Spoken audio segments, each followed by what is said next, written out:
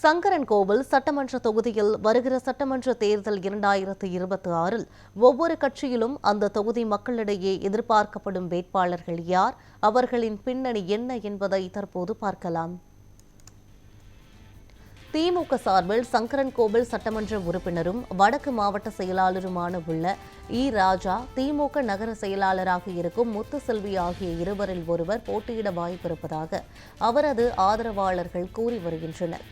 அதிமுக சார்பில் போட்டியிட முன்னாள் அமைச்சரும் தற்போதைய கழக மகளிர் அணி துணை செயலாளருமான ராஜலட்சுமி, முன்னாள் அமைச்சரும் தற்போதைய எம்ஜிஆர் இளைஞர் அணி மாவட்ட தலைவராகவும் உள்ள மாரிசாமி, மாவட்ட மருத்துவ அணி இணை செயலாளராக உள்ள டாக்டர் திலீபன் ஆகிய மூவரில் ஒருவருக்கு வாய்ப்பு வழங்கப்படலாம் என கட்சி வட்டாரங்கள் தெரிவிக்கின்றன. தமிழக வெற்றிக் கழகம் சார்பில் மாவட்ட கழக இணை செயலாளராக உள்ள அகல்யா சூர்யா மற்றும் மாவட்ட மகளிர் அணி அமைப்பாளராகவும் அமுதராணி ஆகியோரில் ஒருவர் போட்டியிட வாய்ப்பு உள்ளதாக கூறப்படுகிறது.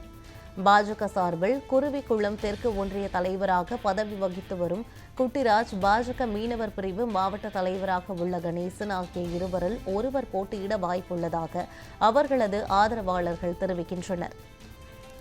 நாம் தமிழர் கட்சியை பொறுத்தவரையில் கவிதா என்பவர் போட்டியிடுவார் என அக்கட்சியின் தலைமை ஒருங்கிணைப்பாளரான சீமான் அறிவித்துள்ளார்.